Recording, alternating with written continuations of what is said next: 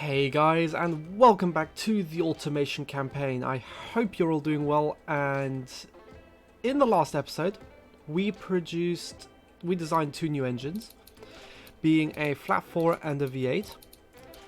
And in this episode what we're going to do is we're going to design and develop the successor to the Upart, and we're probably going to facelift the outer style to be something to keep it going until the 1960, until 1960, because when the new engines hit, so this new car is going to already take the new engine, hopefully, and when the outer style has ended its cycle, we can produce the successor to that using the new engine, or maybe even facelift this one to take the new engine, and then the premium model should hopefully have the new engine once it gets to. We'll have to do a small little facelift along the way, but that shouldn't be too hard.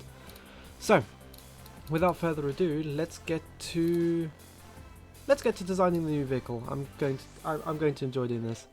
So, what we're going to do is we're going to produce another car for the family budget, family demograph, somewhere in that in-between world. And I'm really beginning to like the look of this body. It's going to be a bit of a difficult one to style it using our design language, but I reckon we can make it work. So what we're going to do is we're going to do steel monocoque steel, and we are once again going to go real longitudinal, I think, for this car again. I think that worked last time, so we're going to do that again because why not? So we're going to do McPherson struts all around. It's going to be pretty much the same platform as the old car, just with a new body. So yeah, let's take an existing engine. We're going to take our flat 4. Let's do the 1.5, and it does fit, which is awesome. We're going to do a manual 3-speed. We should have a decent top speed. My goodness, I wasn't expecting that high top speed. I think we might actually go for 4 gears, because like I said, we want to be innovative, so we want to have the best power distribution which we can, which would mean adding another gear. So let's have a tiny bit of overspeed. Have the first gear do about 50 kilometers an hour, and then yeah, that should be good right there. So we're going to do an open differential. We're going to do cross-ply tires again, as stupid as it sounds. We're going to make the wheels a bit thinner, my goodness. We're going to do 165s in the rear and 145s in the front, because the fronts do need to be a little bit thinner. And yeah, we're going to do two SL drums on the front, bigger ones, and 220s on the back. For aerodynamics, we're going to do no under tray. Interior, we're just going to do standard with a standard AM radio like we have this whole time. We're going to have a standard bench on the back like we did with the other vehicle. No power steering. Let's do advanced 50 safety. We've been doing that this whole time. And we'll use standard suspension. We'll use progressive suspension. That should be fine. And the car already seems to be handling quite decently.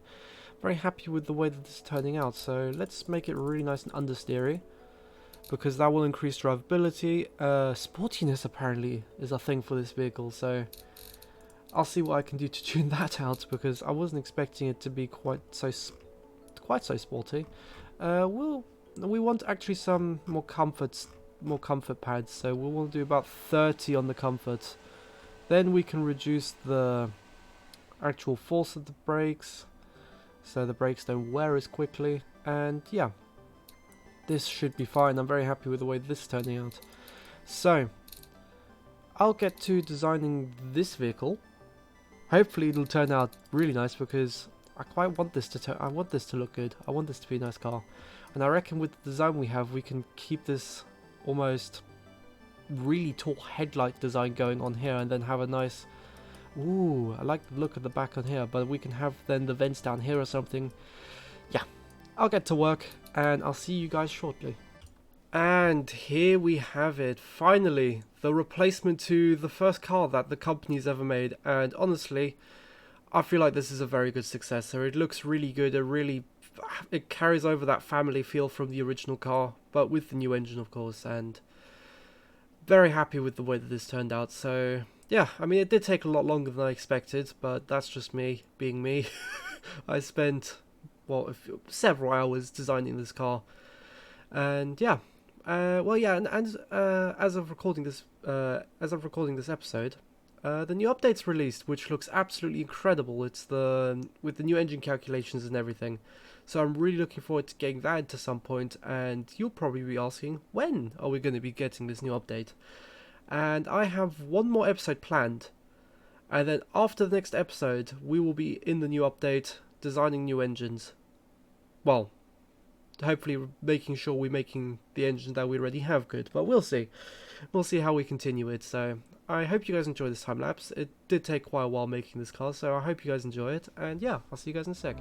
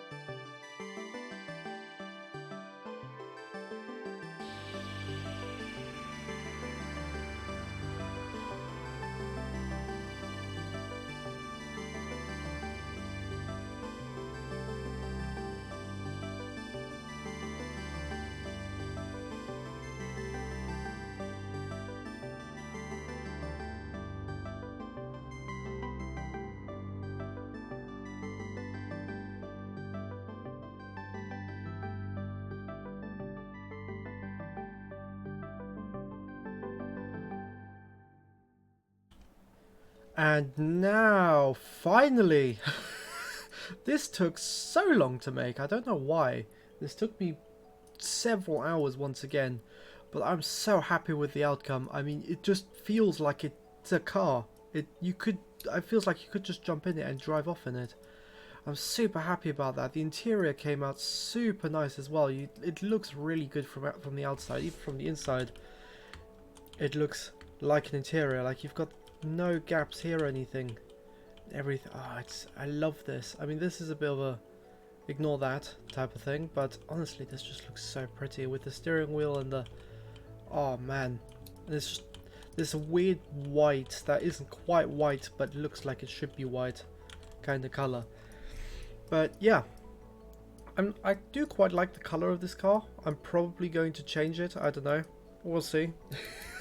But yeah, so I managed to get it quite competitive in the family budget segment. Even in the family segment, it's doing very good as well. So it's mainly just it being quite a good car. I'm just, the problem is this whole rear engine thing, as cool as it may be, it's really difficult to tune for, and it's always oversteering and then it's understeering. It's a bit of a weird car, but I love the way it looks.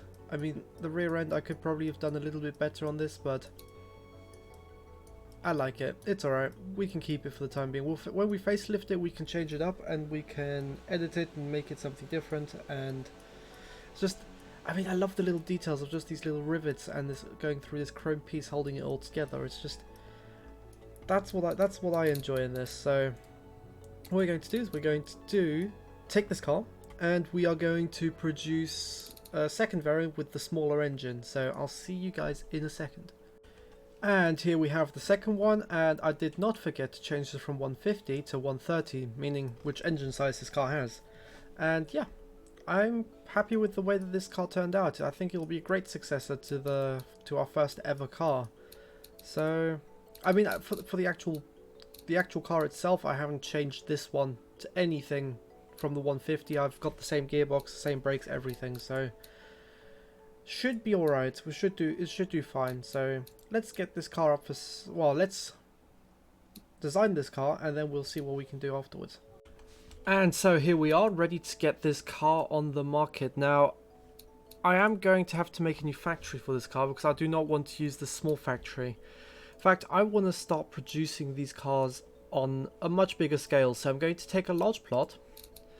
I'm only going to do a medium 3 factory for the time being. And hopefully that'll be enough. So we have how many cars in production? About 4,300 a month. I'll take that for the time being. I'll be happy with that. We'll do the same shift count as usual. And yeah, this should be fine. We're going to do the same thing here. I mean, I don't know whether that really matters much, but once again, these cars are really cheap to produce, which is incredible. So let's have a look here, but it's a very tight profit margin for right now. So we're going to have to do some interesting things here. Let's increase the quality to about 65.5%. That should be fine, but we don't have that much potential profit right now, at least. So let's have a look. Let's complete the design. Now, this is hypothetically speaking if we had all the engines. We don't have them yet. We need to somehow get a factory up that will make the engines, and then everything will be good. And everything is just going absolutely crazy right now. Oh, with stock in shifts is how much people are actually working, and then the shifts required for sales, I'm assuming, is the one at the bottom. I can't tell the difference between the top line and the bottom line. It's color blindness, but I'm assuming estimated shifts will be the 1.8, and the shifts required for sales is the bottom one. So shifts in stock and shifts, that's how people should be working. I have no idea how it works, but all I know is we're going to sell this car for a little bit more than what 1,000 more than what we sold the previous car for. So we're catering to a bit more of a higher class market, and for some reason we are making losses on this car, which makes no sense. Oh, it's because there's no engine being produced, so we can't actually make profit without an engine. So yeah, we're going to say yes to this car. The car will release in 1989, which is exactly when our engine releases. Hold on, I actually need to make sure about that. I need to make sure that this car releases exactly as our engines are finished, because we don't want to. So we've got 32 months, so we want to actually increase reliability a fair bit here, and then we can speed up the process of actually building this car. So what was it, 35 months that we need to do here. So did that. There you go. That looks good. So actually we want to do this a bit more manually so we can increase reliability even more. There you go. So 35 months. The engine should be done in 35 months as well. I will in that time build a factory which will house those engines, and then we can make these cars. We could genuinely start making these cars, which is incredible. So I'm really looking forward to this. So seems like we are consistently making profit. So I don't want to have a stupid profit margin. Profit margin of over 50% is still way good enough for me. So we want to sell these cars for a price that people actually want to buy them for. So yeah, this looks good. This looks good. We'll sign off on this. The car should be done. Start date 0259. So we want to do 1 month less, it seems. So actually, to be fair, it doesn't really matter because the engines will need to be done at some point anyway. So they'll be done 1 month before these actually do. So we can have a bit of a plus on engines before these cars actually get produced and sold. So I'll take that. So let's set the prices properly because they've changed again. And there you go. And we will go for we'll go to sign off, and we shall complete the design. And what we are going to do, we have to take a loan. We have no choice in the matter, and it's going to be a loan that we're going to repay over. Well, I want to preferably repay about 5 million a month, but it seems like that's going to take way longer than I want to do that for. So how's 96 months look? 5.5 million. I'll take 5.5 million, and we can't actually take a full loan out for this, so that's not great. So how much does this cost? So factory cost, so total projected cost. Ooh, this is not great. So we're gonna have to rely on our company making some money to actually build this car. So let's sign off on this, and yeah, let's hope that becomes a success. These engines should be done at exactly the same time. Perfect. And yeah, I think this is looking good. So next thing we can do is we can do a quick facelift on the outer style. I think it may even be too soon for it, but although it is losing a fair amount of money, so that is an issue. It's like this vehicle is also losing us money at this point. Is also almost losing us money at this point, and I'm not sure where all this money's come from, but there you go. Yep, we're losing money again, and we're gonna have to accept the shortfall. We can work with this. The shortfall is alright. We can. Yeah. It is what it is. We can't change it. We don't have the money to make sure it all works. So let's wait for the premium card to release, and then yeah, I'll be back with you once something happens. And so the premium car has released, and we are still losing money, which is not great. I'll play it 1 more month. Maybe our fortunes will change, and it is starting to make us a little bit of money, or at least something is starting to make us money. And the UPAT is starting to make us money again, and the second vehicle, I mean, will always be losing us money, but we'll fast forward this until the start of 1957, and we will end the episode here.